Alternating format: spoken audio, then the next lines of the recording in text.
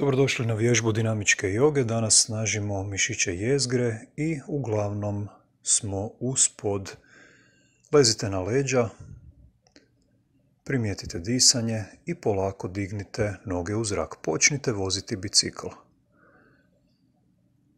Za početak manji krug. Ako želite, malo ga povećajte. Najvažnije je da vam se ne zibaju trup i glava. Trbušnjaci moraju stabilizirati. Promijenimo smjer kretanja. Vozimo u rikverc. Pazite da koljena ne idu preblizu prsnom košu, jer onda opet dolazi do ljuljanja, ali ne zato jer trbušnjaci ne rade svoj posao, nego zato jer je kost preblizu kosti. Spustite jednu nogu, drugu nogu i sa izdahom počnite gurati zdjelicu u zrak. Stražnjica radi dosta, donja leđa također rade, ali pazite da ne rade više od stražnjice. Osjetite i noge.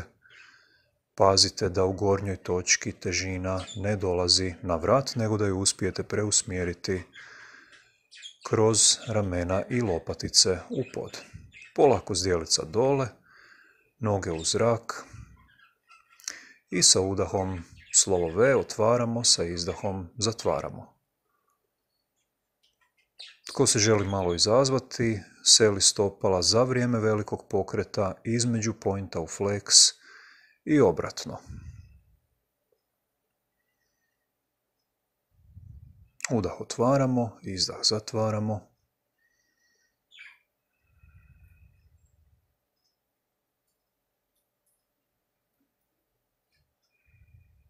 Spuštamo noge i druga runda polumostova, noge u širini kukova,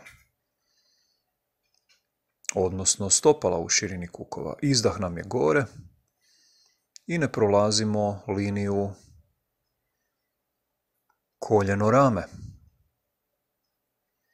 Naravno možete odabrati da idete niže. Spustimo zdjelicu, dižemo jednu nogu, drugu nogu, dižemo ruke u zrak i buba na leđima. Spuštamo s udahom dijagonalu, s izdahom vraćamo. I opet pazimo se zibanja trupa, zibanja glave. Trbušnjake stalno učvršćujemo, ne samo kad nam zatreba. Jedan znak da spuštate nogu prenisko je da se izvijaju donja leđa, ona trebaju biti u prirodnoj svojoj krivini, a drugi je da koristite trzaj. Ko ima duže noge, htjet će malo savit koljena, inače je poluga prejaka.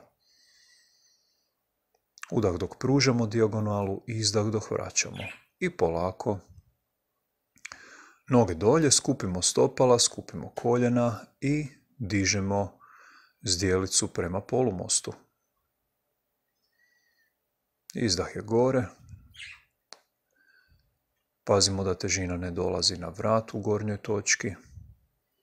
I najviše pazimo na gluteuse. Ako nisu donekle utrenirani, odnosno u dobrom stanju od hodanja, leđa će se ubaciti. Pa dignemo noge i crtamo krugove po zamišljenom ili pravom zidu koji je ispred nas. Kružimo u jednom smjeru, ne premali krug, opet ne preveliki. Mjerilo je da su ramena dolje.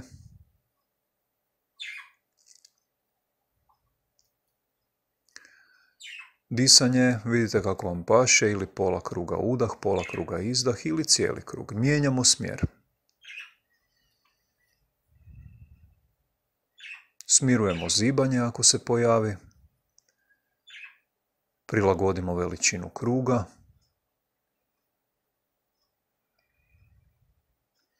I naravno, ako se umorite prije nego što ja kažem da ide sljedeća vježba, slobodno spustite stopala i dignite zdjelicu. Sada to svi učinimo i prebacimo nogu preko noge. Jednonožni polumost. Sa izdahom idemo gore. Slučajno ako je teško, stopala malo šire od kukova i na van i radite dvonožni polumost, lakšu varijantu. Jednonožni, naravno teža, gornje stopalo zategnite da osigurate koljeno. I polako promjena. Zategnuto stopalo, izdah je gore. Probajte smanjiti ljuljanje, ako ga ima, lijevo, desno, što manje. Skoncentrirajte se na jednostavan pokret dizanja i spuštanja. Ok, zdjelica dole, noge u zrak, ruke malo sa strane, kakvih 30 stupnjeva i tik-tak sa nogama glumimo metronom. Koljena mogu biti blago povijena. Nije bitno koliko daleko će otići noge, bitno je kako to hendlate trbušnjacima, kosim trbušnjacima i da se ramena ne miču previše. Neminovno će se malo pomaknuti, ali tu ne želimo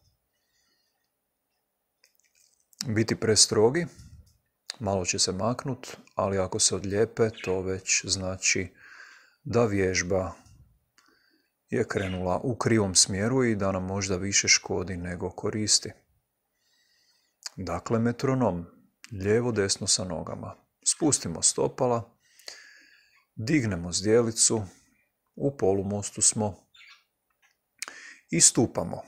Relativno sporo, dižemo koljeno prema plafonu ili nebu, pazimo da pritom zdjelica ne pada i namjerno smo sporiji da se ne dogodi ono guranje bedrene kosti u zdjelicu koje šalje jedan mali val skroz do glave. Donja leđa u ovom ne smiju se puno osjetiti, noga i stražnjica vode priču.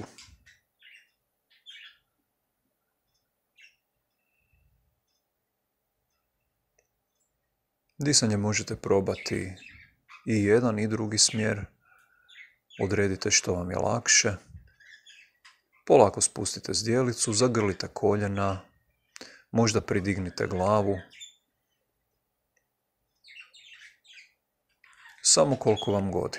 I polako, škarice, pružamo jednu nogu, grlimo drugu nogu.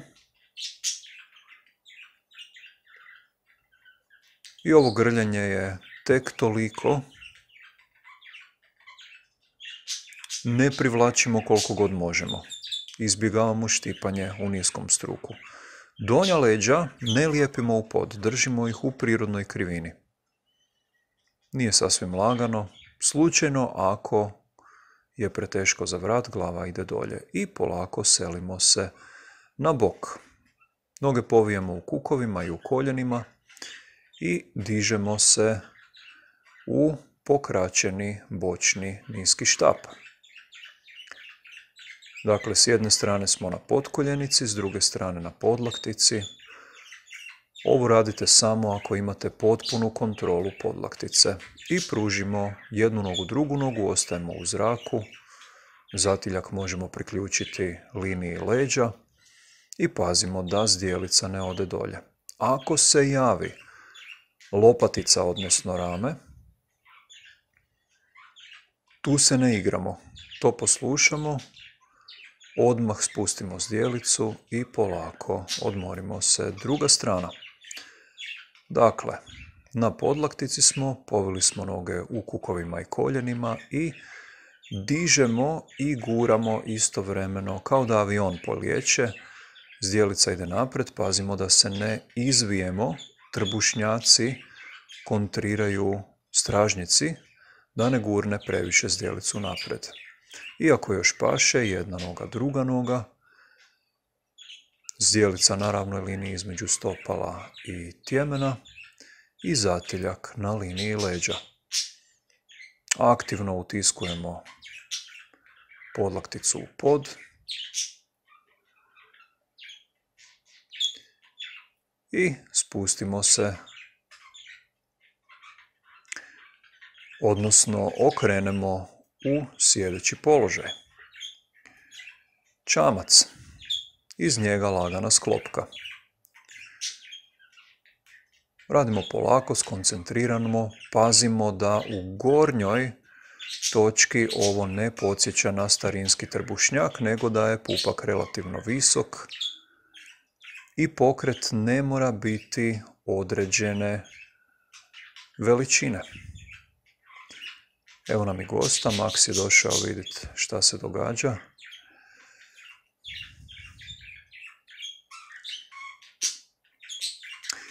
I polako završimo sa sklopkom. Dakle, pazite u sklopci, nemojte previše dužiti noge ako su dugačke. Sada ljuljačka. S jedne strane zdjelica u zrak, učvrstim stražnicu, s druge strane zdjelica kroz ruke, možda malo dignem. Ako ne paše, pokratite pokret, ne mora biti točan. Bitno je da osjetite stražnje lože, stražnicu i s druge strane laganu kontru fleksora kuka i trbušnjaka. U ramenima ništa sumnjivo. Ok, vraćamo se na prvi bok, na podlakticu i niski štap školjka. Dižem samo gornju nogu, struk držim čvrst i ne dam zdjelici da sudjeluje u pokretu. Gornju ruku ako stavim na bok, može mi pomoći u tome. Tu primijetim ako se jako miče. Udah je prema gore, polako idemo na drugu stranu. Znači dignem, učvrstim i udah gore, zatiljak na liniju leđa. Lopaticu usmjeravam prema sredini leđa. Ako to ne mogu, onda radije da ležim i da ne riskiram zdravlje ramena. Polako sjedamo. Dignemo se u položaj čamca, pružimo ruke i lagane provokacije pružamo odavde. Ruke nađite paše li vam više na udah ili na izdah. Na udah ima smisla što se tiče pluća, na izdah ima smisla što se tiče osiguravanja centra, pa odlučite hoćete li lakše ili teže. I trudite se pupak da je visoko. Pametno provocirajte. Ok, ruke uz zdjelicu, lagano otresete, za to vam treba mekan struk. I idemo se dizati. Noge su u slovo V, jedna je ravna, druga je povijena. Na povijenoj stavim ruku, dlan je prema gore i dignem u gornji položaj gdje učvrstim gluteuse.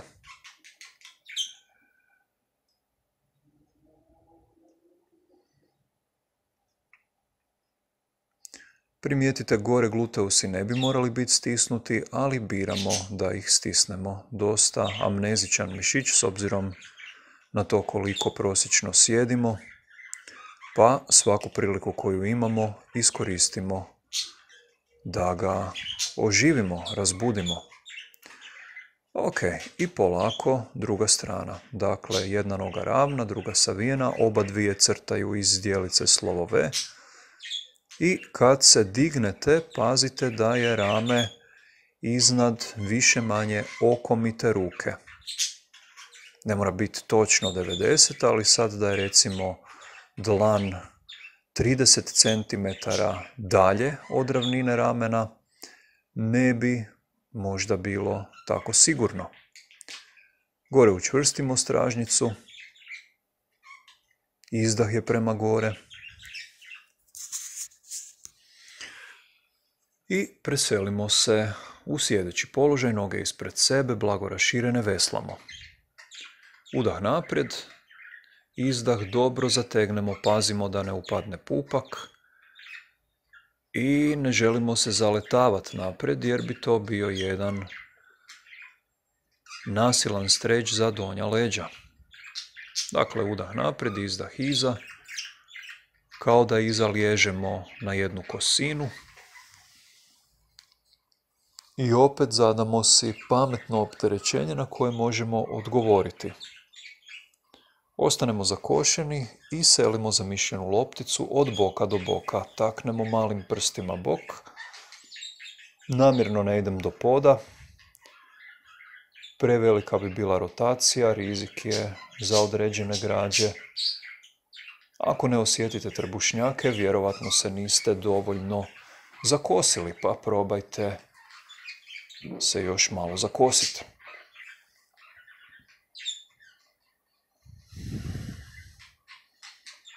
I polako kontra, dignemo zdjelicu, učvrstimo, bilo koja visina je ok.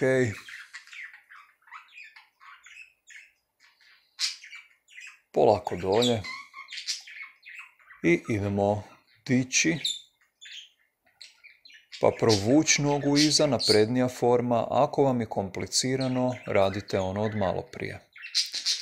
Dakle, još jednom, dignem zdjelicu, ravnu nogu provučem ispod zdjelice, stanem iza, zategnem list i polako naprijed i dolje. Još jednom, zdjelica gore, pobijelim nokte donje ruke, rasteretim donekle zglob na taj način, pa noga iza, noga se vraća naprijed u početni položaj. I još ako paše, gore, čvrst gluteus, hop, noga iza, noga naprijed i polako dolje, selimo se na drugu stranu.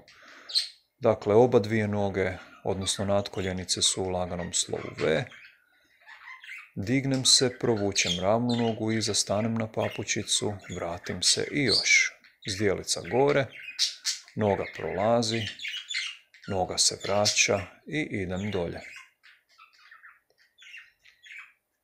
Ako sinhronizirate s disanjem, udah gore, izdah nazad, udah naprijed i izdah dolje.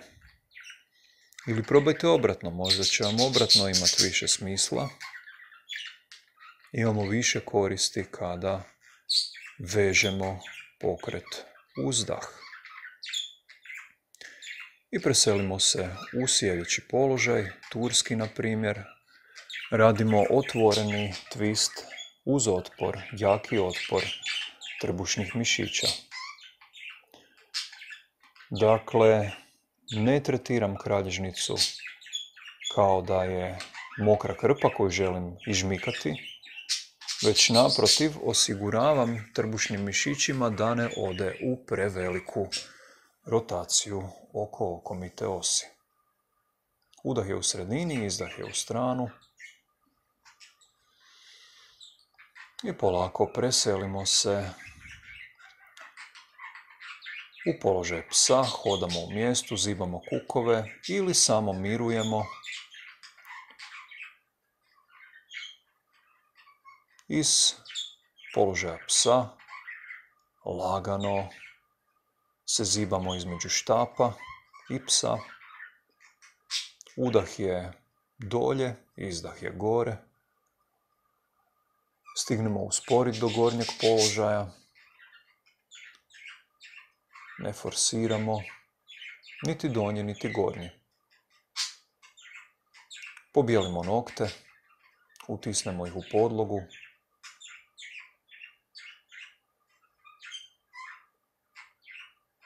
I ponovo sjednemo. Primijetimo odjeke svega što smo radili.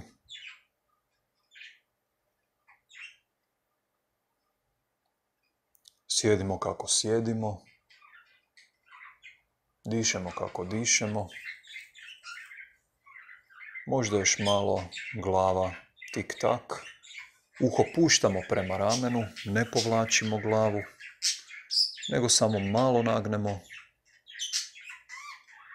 i pustimo sili teži da napravi ostalo. Na kraju se smirimo, nađemo najbolji položaj za glavu, gdje je najlakša poput balona na vrhu kralježnice.